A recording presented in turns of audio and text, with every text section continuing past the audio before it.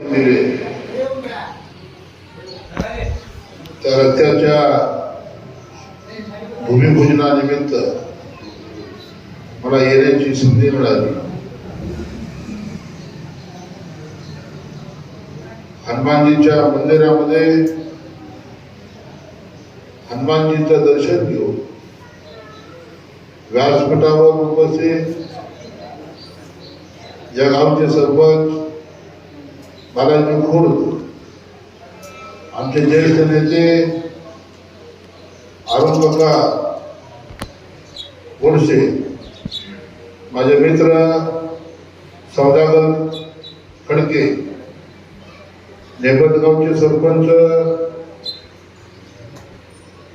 पांडुरंग प्रकारे, राम हिंगणीचे सरपंच संभाजी लेकरे, माझे मोठे बंधू धनाजी खरे, ज्योतिराम गोडसे, संभाजी, इतर उपस्थित सर्व येवती गावातील ग्रामस्थ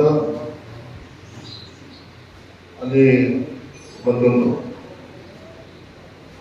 आता मी माजी सरपंचाचं भाषण ऐकलं,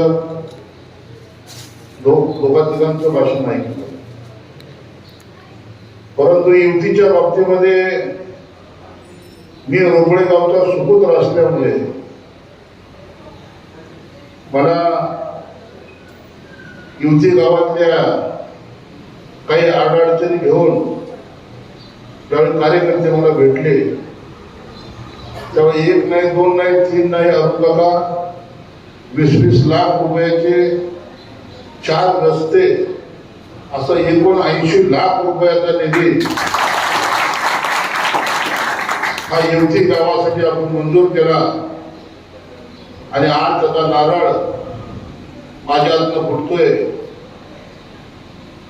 हनुमानजीच्या साक्षीला ठेवून, कारण हनुमानजीची प्रेरणा फार वेगळी आहे. याच गावानं कैलासवासी अवनंबर पाटील साहेबांचं नेतृत्व दिलं. या युतीच्या सुपुत्रानं पंढरपूरच्या माळरानावरती विठ्ठल सहकारी साखर कारखाना उभा केला आणि जिल्ह्यालाच नाही तर महाराष्ट्राला आदर्श असणारा विठ्ठल कारखाना त्या युतीच्या सुपुत्राने दिला. पंढरपूरच्या कित्येक वेळेला त्यांनी आमदार म्हणून पद भूषवलं. असं हे युती गाव.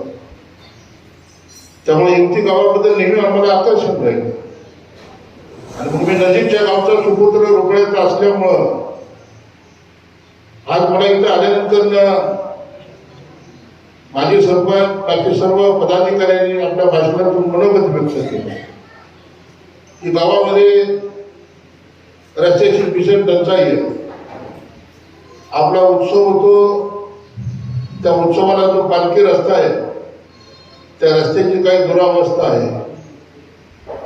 माणूस जन्माला येतो आणि अंत हा प्रत्येकाचा ठरलेला असतो,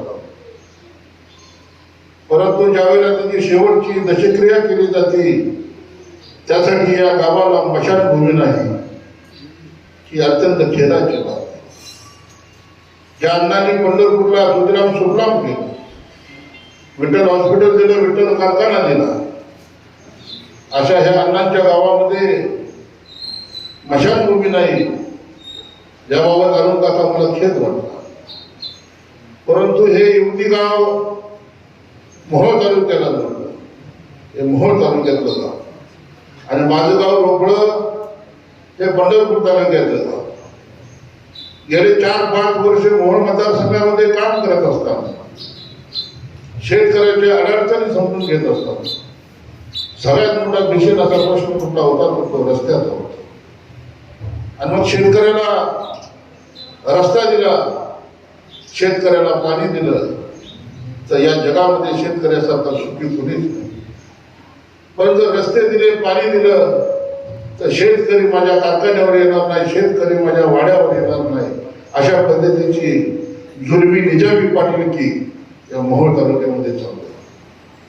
आणि गेली 40-45 वर्षांची सत्ता त्यांच्या ताब्यामध्ये, ज्यांचे वडील आमदार होते, जे स्वतः आमदार होते आणि 2009ला हा मोहोळ मतदारसंघ राजपूर विधानसभा मतदारसंघ ज्यावेळी झाला त्यावेळी पंढरपूर तालुक्यातील 17 गावं मोहोळ तालुक्यातील 90 गावं, मोहोळ शहर आणि उत्तर सोलापूर तालुक्यातील 24 गावं असा मिळून हा विधानसभा मतदारसंघ झाला आणि 17 गावाकडून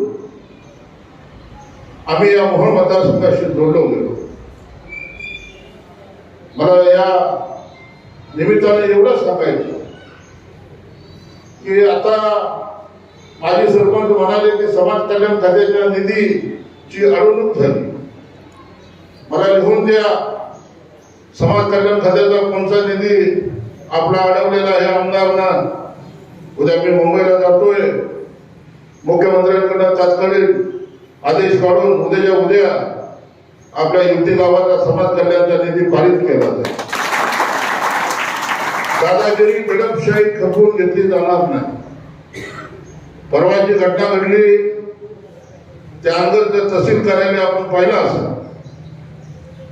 ज्यावेळी सर्व पक्षाची मंडळी माझ्याकडे आली मुंबईला, तर महाराष्ट्राच्या मुख्यमंत्र्यांकडे मी घेऊन गेलो. माझ्याबरोबर महाड पोलादपूरचे आमदार भरतशेठ गोगावले होते आणि मग मुख्यमंत्र्यांना समजून सांगितलं की साहेब हे अनगर हे मध्यवर्ती गाव दाखवून एक तहसील कार्यालय अनगरला हलवलं जात आहे. अशा पद्धतीची तानाशाही दडपशाही दादागिरी आपल्या राज्यामध्ये आपण मुख्यमंत्री असताना होती आणि हा नाव म्हणून पडला पाहिजे. खरी काय परिस्थिती आहे औरंगाबादची मी मुख्यमंत्र्यांच्या निदर्शनास आणली आणि अनगरच्या तहसील कार्यालयाला आपण स्थगिती घेतली. 10 तारखेचं त्यांचं उद्घाटन होतं ते थांबवलं आणि जनता बी उसळली आणि मोहोळमध्ये आंदोलन चालू झालं.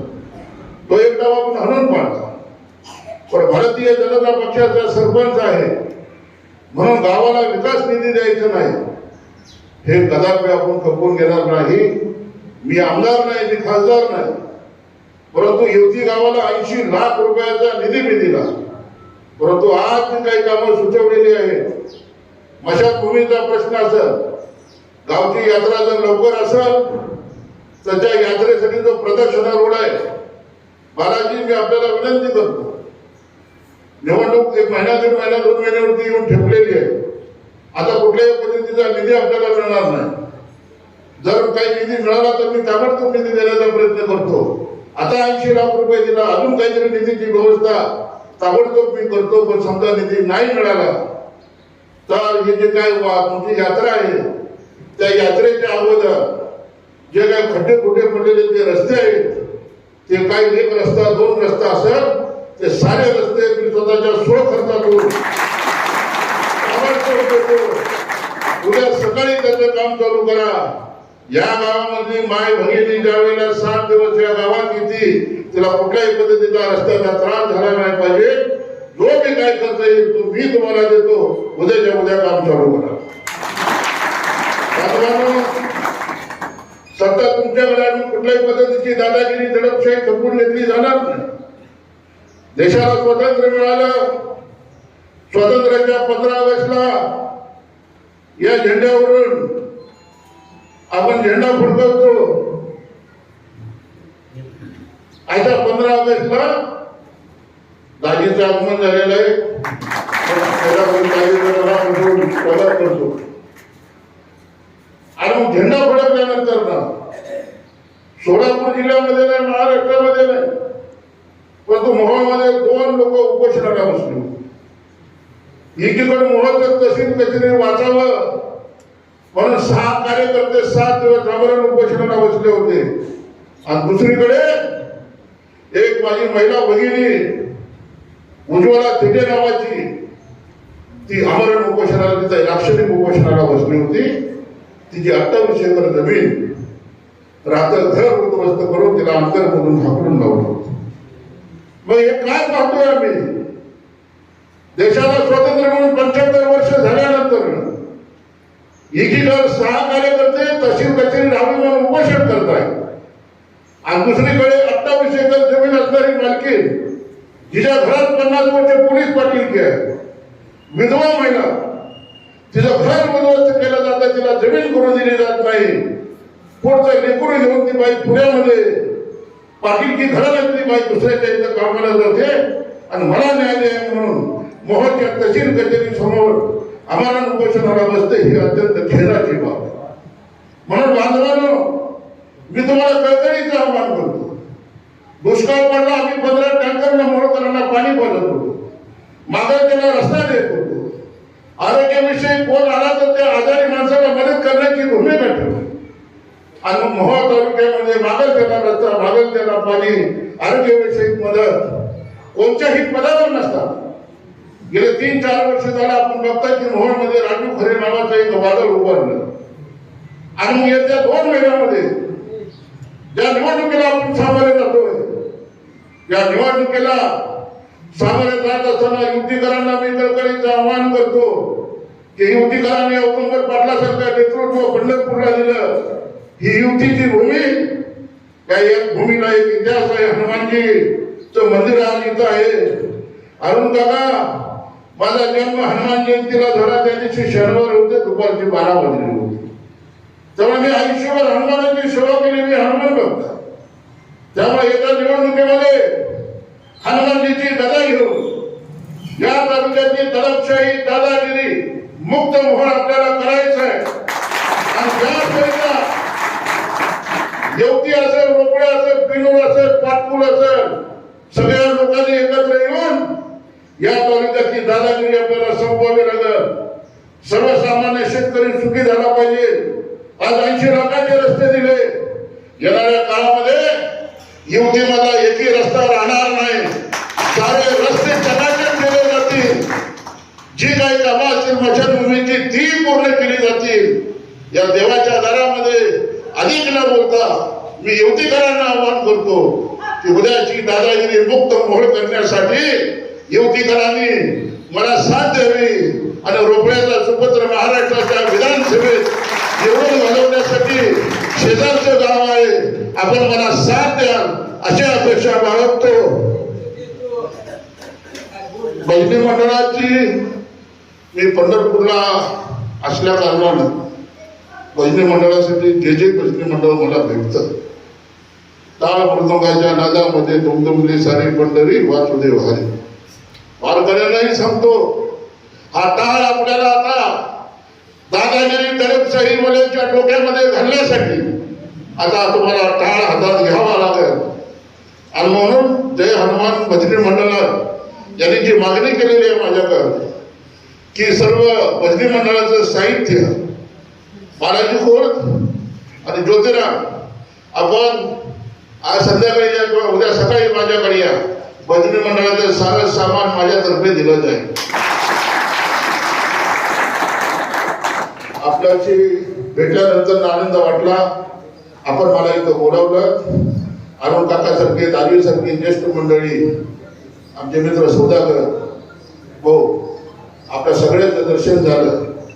या हनुमानाच्या मंदिरातून जात असताना आणि आज रस्त्याचा नारळ फोडून जात असताना आपल्याला मी एवढं सांगतो की युवतीचा चेहरा मोहरा बदलण्यासाठी कुठल्याही पद्धतीत एकही काम आपण ठेवणार नाही. युवतीचा चेहरा मोहरा आपण बदलू एवढं बोलतो आणि मी आपली रजा घेतो.